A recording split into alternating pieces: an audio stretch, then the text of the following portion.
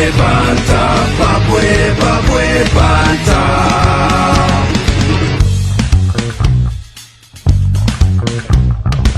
Good afternoon, everybody. Welcome to Babwebanter World Cup edition. We've got cricket and rugby up today, and we've brought in our specialist for the cricket here. Jono, nice to have you back. Yeah. We say back, but we lost your whole episode the last time. Hey, fans, you missed out. We were slapping each other with all sorts of things, and we had a really good time, but unfortunately, our guys lost it. Let's hope we don't lose this one. Hey, sorry, Jono. Right. Yeah, we got JJ back in the house. JJ, we'll see what you know about cricket to start with. Not much, eh? Hey, yeah. Not a lot of cricket happening in Kadoma. Nope, not a lot, eh? Okay. That's going to be between you and John or not. All right. Well, we'll see. You had a little bit to say just now, so we'll see how that goes. So far, we had the opening. How was the opening of the World Cup? Yeah, opening good. I mean, obviously New Better Zealand, than the French one. a little bit better. Is it? Yeah. I mean, obviously with New Zealand beating England, that's a huge statement. Obviously, that was the marquee game. Obviously, last World Cup, bit of controversy. So New Zealand getting one over them. So, but it's only the group stage. Where are they playing the World Cup? In India. In India. Yeah. Okay. So right. obviously India looking good so far. But So the first game of the World Cup was New Zealand, England, not India. no, the two finalists. Yeah. So the two finalists from the previous World Cup, they played the first game. So that's traditionally how it's done. Yeah. That's how it's done. Okay, well, that's very interesting. Okay, and then we had India versus Australia. So that was the second game. Was that on the same day or the next day, or how was that? Yeah, next day. So obviously India winning that one. Obviously they prepared a bit of a Bunsen burner, which is in cricket terms, it spins a lot. And Indians know how to spin the ball. So so they ran rampant on them, and so they won that. And that was mainly due to the pitch, or? Yeah, just they prepared the pitch. Obviously, home conditions, you get to sort of tailor make what you want, and obviously they know their conditions all too well. So why did Zimbabwe play their game in Babwe? That's a great question. And so what? The Indians know what they're doing. The Zimbabweans don't know what they're doing. Yeah, should have thought about that a bit harder. Eh? 100%. Yeah, why go to Babwe? Hey, when we were doing so well in Harare, and they didn't even make the World Cup because we went to the Babwe Bunsen burner. I know. Yeah, okay. Actually, top of it, we should have been there, but anyway. So, well, that's a bit of a crack at Zimbabwe cricket. We need to get on top of it, looking at what India are doing and things like that. But anyway, I'm sure they'll have it under control the next time. Well, it's in Zimbabwe in 2027, so we'll be playing. Babwe. In Babwe, yeah, lacquer. Okay, good. Well, maybe in a quick way, eh? Probably, eh? You know, man. Never know, eh? Yeah. All right, nice. And then we had South Africa, Sri Lanka. Yeah, South Africa look really good. I mean, to be honest, I'm not a huge South African fan, but Probably the best team South Africa have taken to a World Cup since Alan Donald ran out Kuzna. Yeah. I mean, they're a really good outfit. I mean, you talk about their middle order. I mean, Heinrich Klaasen, David Miller. Geez, they have come out of nowhere. I mean, 2 years ago there wasn't much going on. They were pretty average. Yes, they were the 5-day international, probably in the top there, but they never won the World Cup as South Africa do. Don't win World Cups in cricket. And then all of a sudden, they've come out with an amazing team, eh? Yeah, I mean, they're coming good. I mean, their combinations seem to be good. They've got some good fast bowlers, good spinners, good batters. So, I mean, guys are sort of coming of age as well. You look at their team, David Miller, Heinrich Klaasen, De Kock. They're all sort of 35, 34. They're the best they can get. So, So it's like our Zim team. So they should go play in Babwe. We've been older. Yeah, we are, hey? A couple of years older, yeah. Anyway, so then it was Pakistan versus Sri Lanka. Yeah, probably the best game of the World Cup, I'd say. I mean, Sri Lanka got Kusal Mendes, got 120, smashed it around. They got about 340 odd. And, Pakistan chased it down 2 overs to go. I mean, they've got a serious outfit. That Pakistan outfit, fast bowlers galore. Interesting to see, though, that Sri Lanka, yes, they shined when they were here. But not by that much. No, not by that much. And it shows that there's not that. Okay, yes, there is a lot between them, but not that much. A couple of overs, and if guys can step it up, we could really do it. We would have. Like we said, maybe in Harare.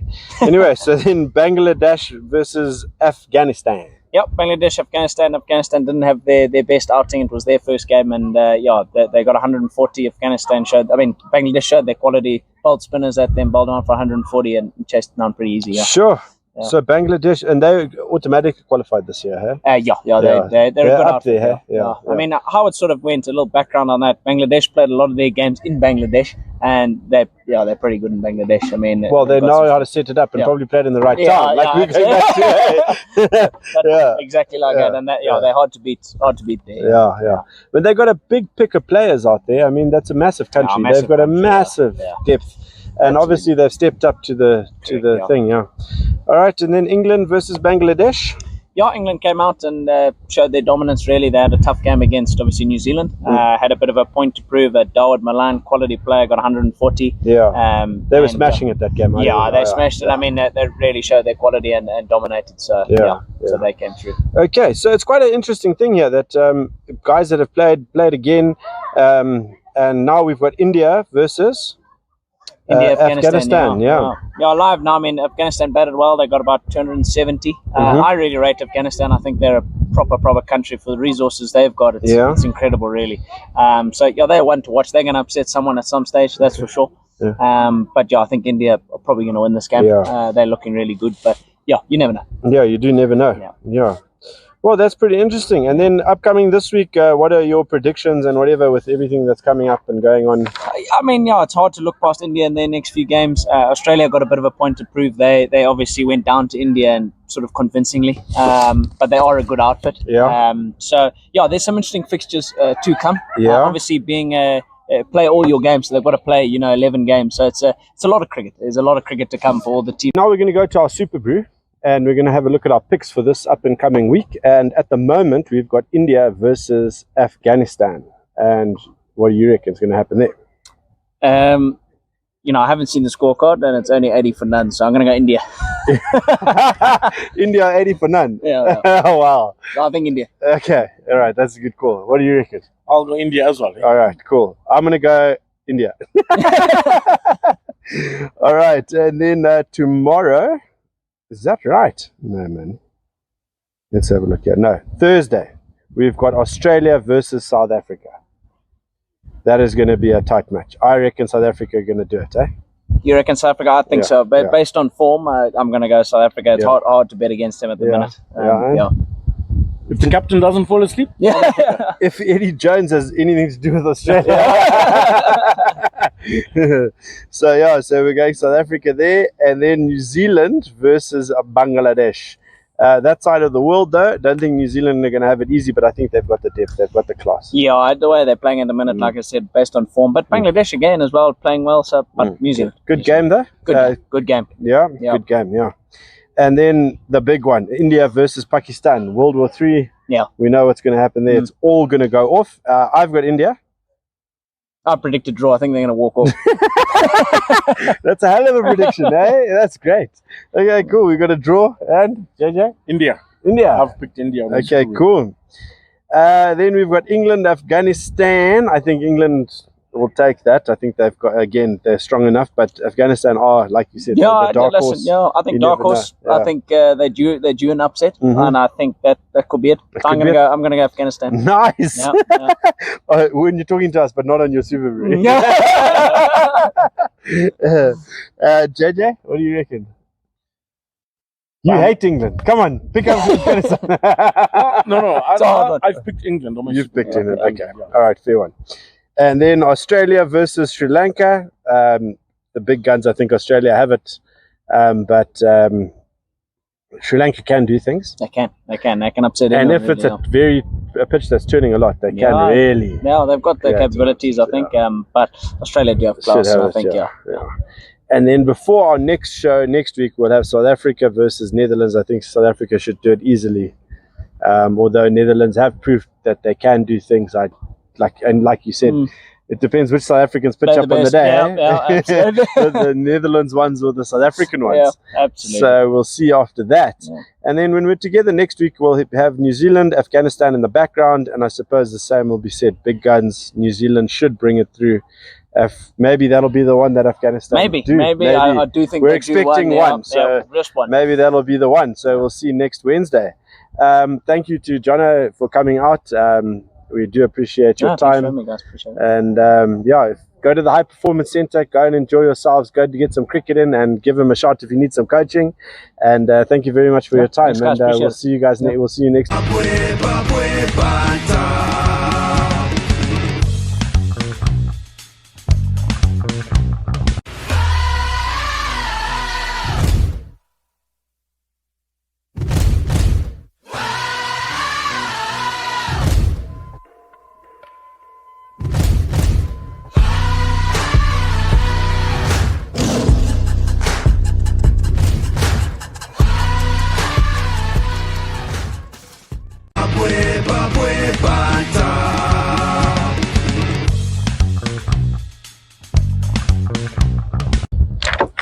Welcome back to the Babwebanter segment 2. We are just myself and JJ now. John has left. He didn't want anything to do with the rugby. So here we are. We're going to just run through it quite quickly. We've got New Zealand versus Uruguay. JJ, do tell us, how was that game? Not, in the words of Ian Foster, a boring game. I mean, we knew New Zealand were going to run away with it.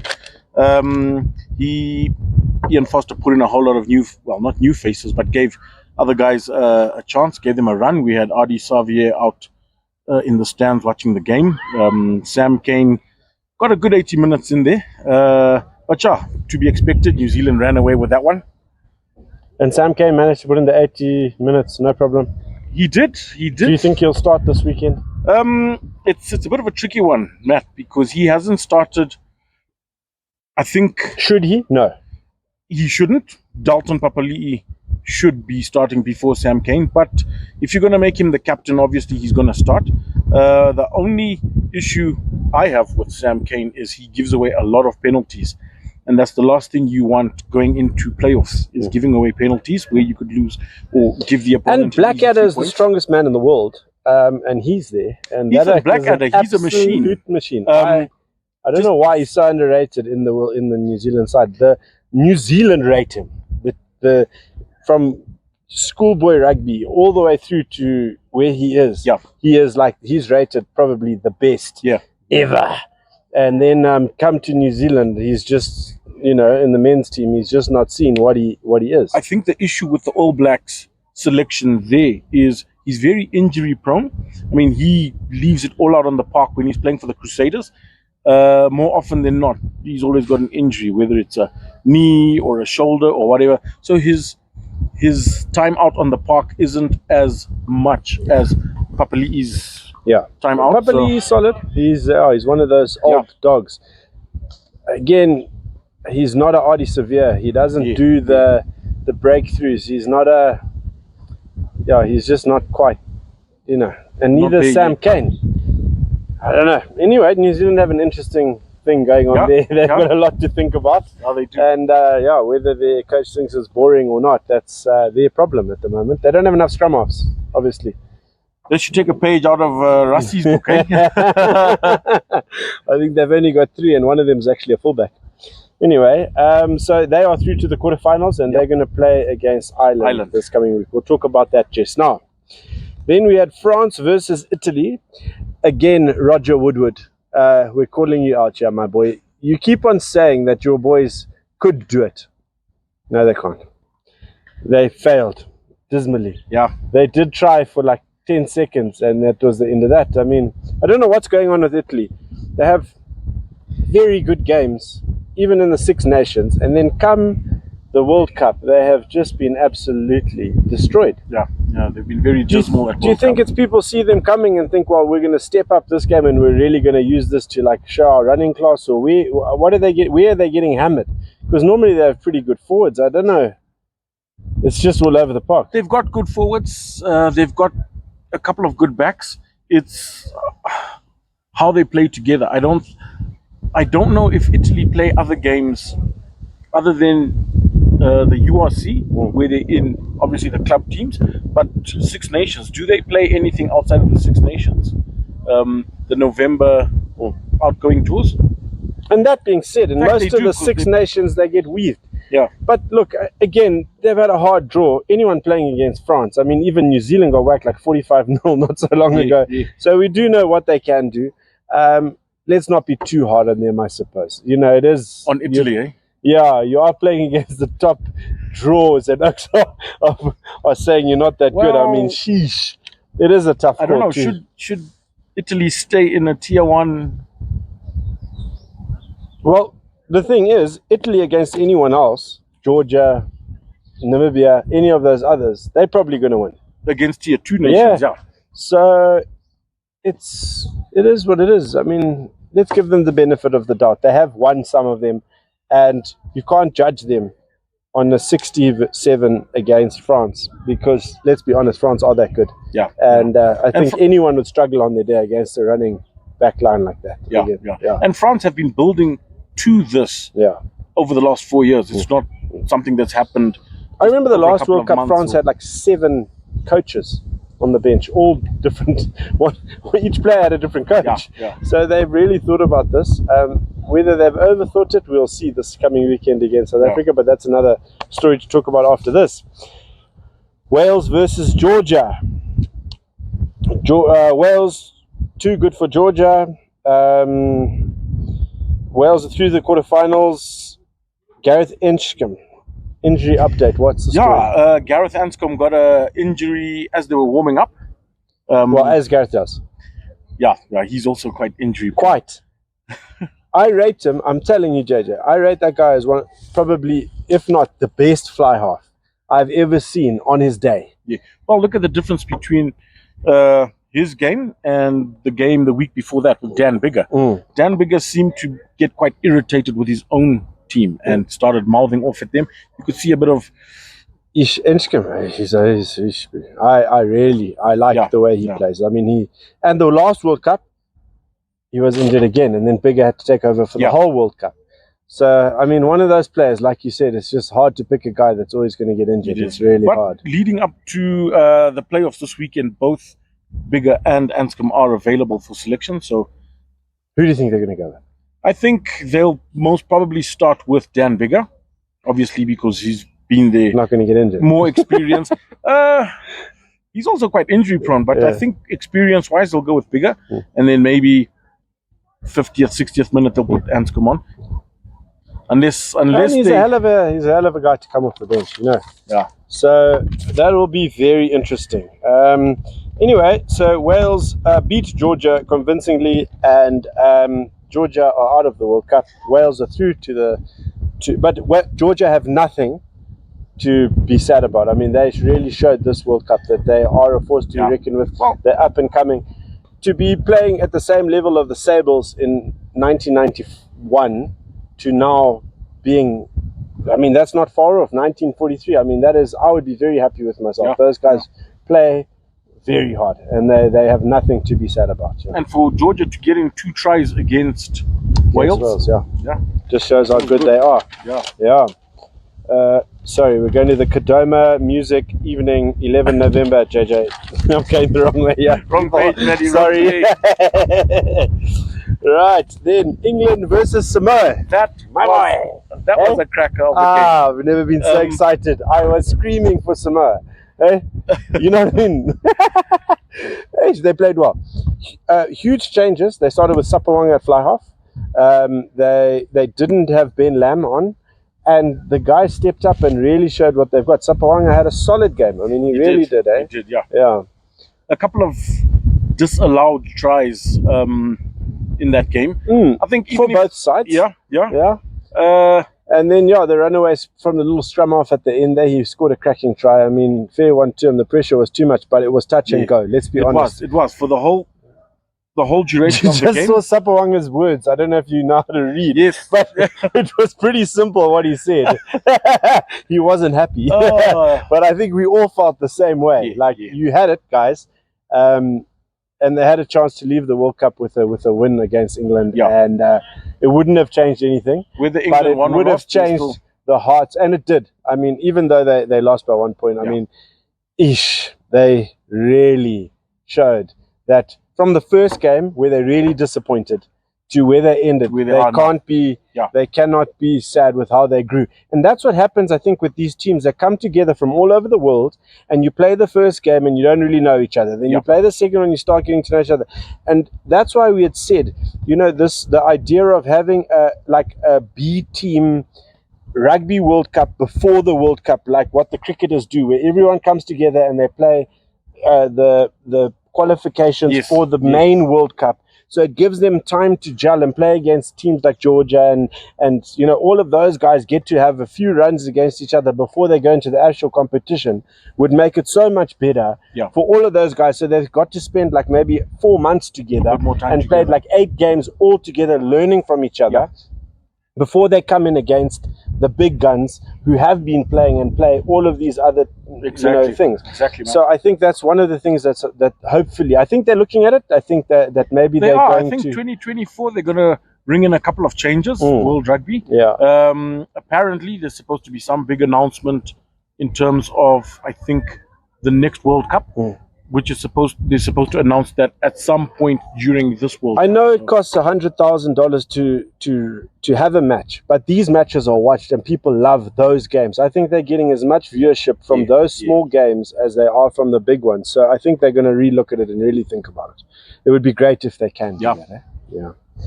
All right. And then it was Ireland versus Scotland, which was as good as we thought it was going to be. Let's be honest. Look, the score 36-14 doesn't really show how it was for the first half, Eesh. Because the first half, Scotland had nothing. No, and then it started to come, I thought the game was going to be a lot closer. I didn't think Ireland were going to run away with it the way they did. Yeah, I think they just thought we've really got to show them in the beginning and not even give them a chance. Yeah. And those guys can run ragged. That try in the first couple of minutes. Sheesh. And it's our wing again, who's just, I think he's having a brilliant World Cup. So, I mean, and I mean, proving what we all said. It's going to be Ireland, and they're going to win that match. And it was what we thought in the end. Yeah. Sort of the same score as South Africa versus Scotland, eh? They're all in about the same league. Yeah. It's that extra step up. So, we look forward to... And then we had Japan versus Argentina. Another cracker of a game. That was try for try. It was very evenly matched, eh? When Japan had the ball, they scored. Yeah. When Argentina had the ball, they scored. Yeah. And Japan's kicker is so good, eh? That little old... he was kicking unbelievably from all over the park. Japan have nothing to be sad about. They really showed the world that they are as good as they were when Eddie Jones had them against South Africa, and they must just stick with it. I think next time they're going to have a bit of a harder time. They've got a couple of the old guns that are going to be retiring after this time, but I'm sure they've got some in the wings. Yeah. And let's hope they've got some more Japanesey players, because it's a lot of the foreigners that have made up their team, and let's hope that they can build in through their own bloodlines and whatever, and see how that goes. But well done to Argentina. They've stepped up. They've started to come together like we thought they would have against England in the first game.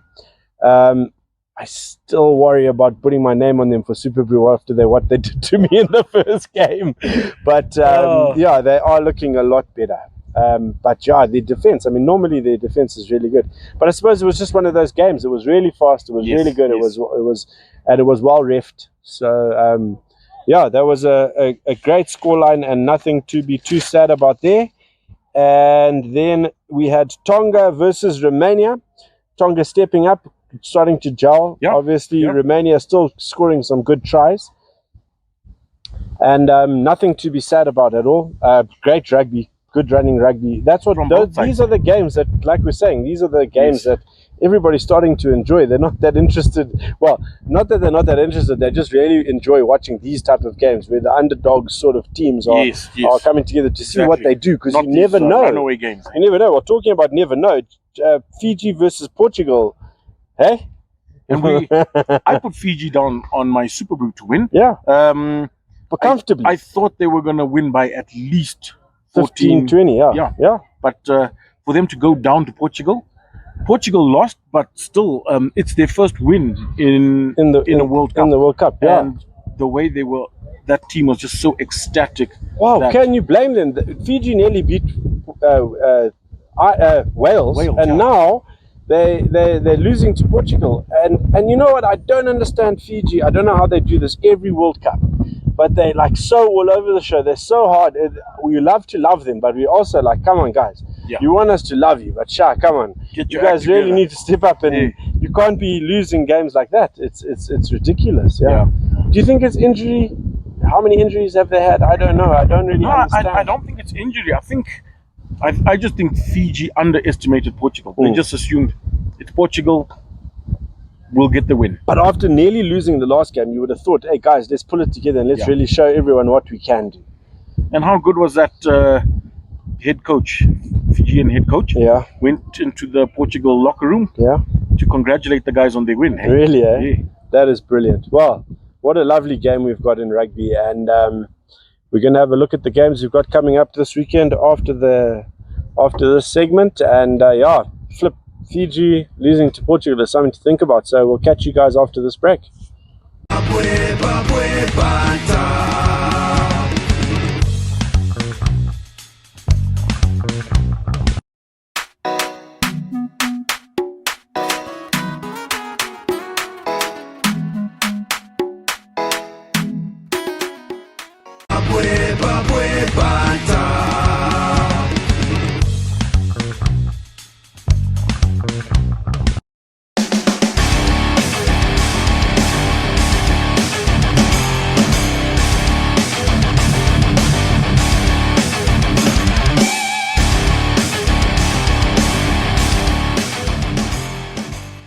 Right, everybody, we're back for segment 3 from the Highlander here, and we want to give a big shout out to Scotty for a beautiful place. And if you guys are around this weekend, there's going to be a lot going on here. There's going to be all the rugby on. There's a picnic thing for Robbie Durant, RDR. We're calling you out. If you guys are around in Harare, please come support Robbie on Sunday.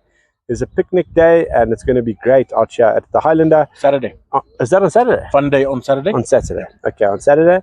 And other than that, there's going to be rugby all the time. So if you guys are around, please come out and pull in and support everybody.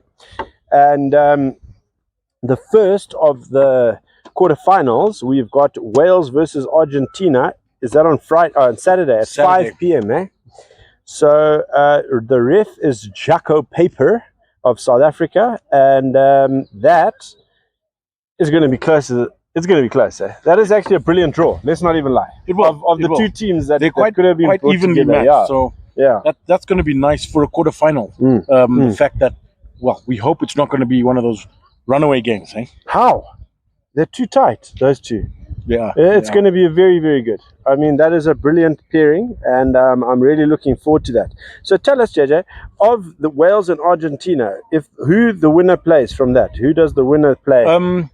So the winner from quarterfinal 1 will play the winner of quarterfinal 3, I think it is. Because it'll be Wales versus one of these two. Oh, no, sorry. The winner of quarterfinal 1 against the winner of quarterfinal 2. So it'll be Wales against either Ireland or New Zealand. Well, Ireland. Well, Ireland. Yeah, walk us through that, JJ. You've chosen Ireland. Okay, so we're done with Wales and Argentina. Okay, well, let's go back to that. Who do you choose? I've gone Argentina on my Super Brew. After them letting us down against England, you've done that. Yeah, I have. But so have I. It think pains me. Argentina pains me. It's going to be a close game, but I think Argentina are going to. I believe they're kicking so well for posts, and I believe that they're starting to gel. And I know Wales are one of those frustratable teams, but I honestly believe that Argentina just have the slight edge. It's not going to be much. It won't be much. And a couple of kicks. I think the issue with Wales is their wings are fine. Their scrumming is fine. It's what happens between the scrum and the wings is to get that ball from the breakdown to your wings. I also feel that cards could play in this game. And if there's a card here or there, because it's standard, Argentina are going to clap someone in the face or do something stupid. If there is a card, it's going to their number 5, Thomas Lavanini. And Wales are also going to do something stupid. I feel like They're just one of those teams that they want this so badly, someone's going to do something wrong. And it'll be the team that gets a yellow that decides that game, or a red. You never know. Yeah.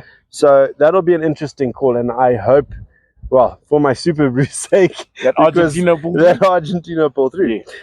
Anyway, and then we're going to go to Ireland versus New Zealand. Have they selected the team yet? Have they put out the teams? I saw the Ireland team. I haven't seen the New Zealand team yet. So Ireland's team is out. We'll put that up there now for the viewers to see. Yeah. But New Zealand, as of now, with us recording now, the team hasn't been selected yet. But we'll get that out to the viewers once that's out. But I believe if New Zealand chose Mackenzie as their fly half starting against Ireland, they could have a chance. Mackenzie ahead of everyone. Richie Mo'unga. Check, we're getting peppered, yeah?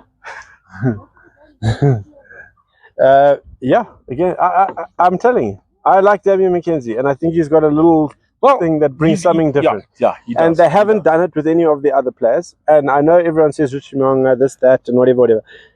I'm just saying, maybe a different coach would have chosen someone different. And if they choose a Damian Mackenzie to start, they have a chance. If they don't, they're going back to the same old drawing board, the same old plan, the same thing everyone knows from the last World Cup, and they're not going to win. I guess the difference between Mo'unga and Mackenzie is Mo'unga is very predictable. That's what I'm saying. Whereas Mackenzie, you don't know what to expect. Don't know. Is he going to run it? Is he going to kick it?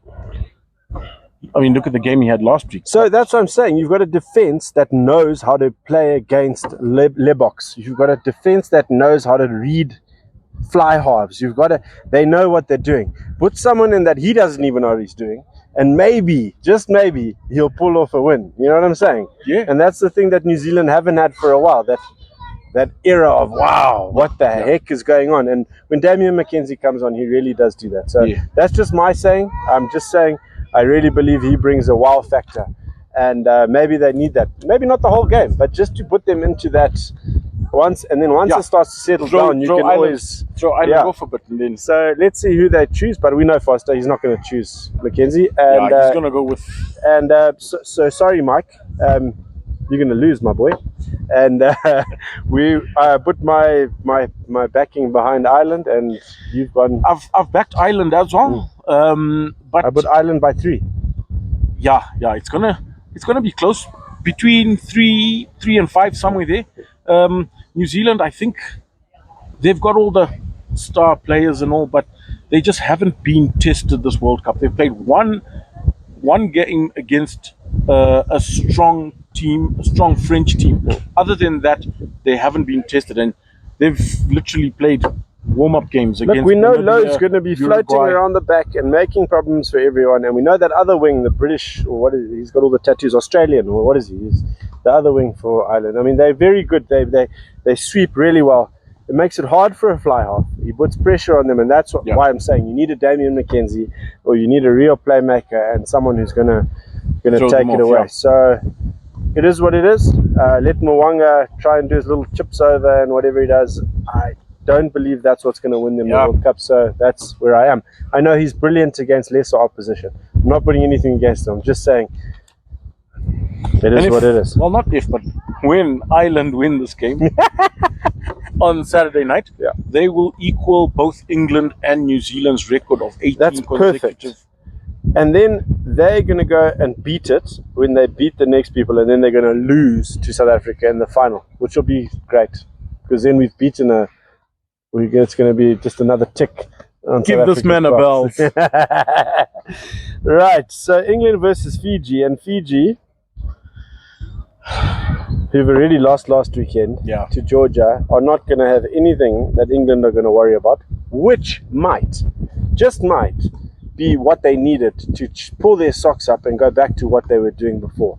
And hopefully they go back to 15s rugby and start playing a real game and put everything on the line and give England a hard time. It could go either way, but I honestly believe England have what it takes to beat Fiji, but Fiji have it in their blood to do it. But my banter, my Babwebanter Super Brew goes to England. Yeah, I think we've both gone England on that one. Yeah, and it won't be close. I think it's going to be one of those games where it could go 15 to 20. Yeah. Probably the first half might be a bit well contested, but I think from the second half, England are going to run away with that one. Yeah. And then we have South Africa versus France. South Africa, France. Dupont is back. He is. I'm not sure if he's and the ref starting, is though. Ben O'Keefe. You don't think he'll be starting, JJ? Come on. You think they'll let him start with his injury? Why wouldn't you let him not start? Come off the bench? Well, why wouldn't you let him start, and if something happens to him, take him off? Because then you've got the most mileage out of him that you were anyway. That being said, the South African style of play and the South African style of play, depending on, have South Africa announced their team yet? No. Not yet. I have an argument with people out there, you people out there, banter people, that are saying give Lebok another chance. No. The problem is, our coach put his head on the block and said, right, here is the people's 15. Right? There it is. The perfect team that would have been chosen by you guys out there because of where they were and where the standings were and everything else to make it fair, and said, okay, everybody go play.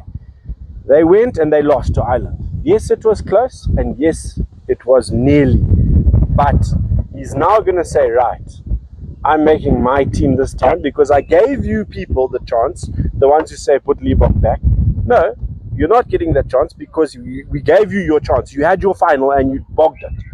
If you had won that one, he could have let you play the next one, but you didn't. So he's going to choose Andre Pollard, and he's going to put our eighth man back in position, and we're gonna show these people what it is. Yeah, and I believe that's what needs to happen. Well, it's knockout rugby now, hey? Yeah, it's not. Well, it was almost, because we could have still, if Scotland had the whole long story. True. But Dwayne Vermeulen needs to be there. Andre Pollard needs to be there. They need to share. Like you said, if you take the pressure off Lebok and he's got someone who's taken and the game started, and then he comes and he plays a lot better. So, and him playing around Pollard and being around a guy who's been there for this long is obviously, let him be the senior, let him do what he does, and then let Lebok come in later. Let him come in towards the end of the game and play, make, and do what he does, and then it takes the pressure off everybody. Hopefully South Africa can build enough if need be. If not, let Pollard finish the game, because he is a finisher and he won the World Cup for us last time. And why maybe? We don't want a maybe. We don't want this Oak's coming in and maybe he's going to miss the points in the last 2 minutes and this and that. Exactly. So it is what it is. You people who like Lebok, give him a bit more time. He's still young. He's got a lot of rugby in his boots. Oh, yeah. And Pollard is the winner who won us the last World Cup. Let him do what he does. Dwayne Vermeulen, let him do it again. And let those Madallas step up and prove what they've got. Yeah. So let's see. France, South Africa. I've got South Africa winning by 5-7. Yeah, that's going to be a close one. Yeah. Sadly enough, when South Africa win, France, obviously, the French people are going to support their team in the quarterfinals. But when South Africa win on Sunday, the French people are literally going to support anybody but South Africa. So what? And we'll support anybody except France. So be it. There you go. And on that note, we thank you all for tuning in, and hopefully we'll have the boys back next week. Robbie's sick. Fundi's lost in translation. Marshy, nobody knows. He's on walkabout again. Kieran's got a black eye, just so you all know. He walked into someone's fist, and it is what it is. But thank you from Babwebanter. I hope you enjoyed it, and please send us your likes, any comments you want, and let us know. And hopefully you guys have a good weekend of rugby and cricket out there, and let us know how it all goes. Cheers. Babwebanter.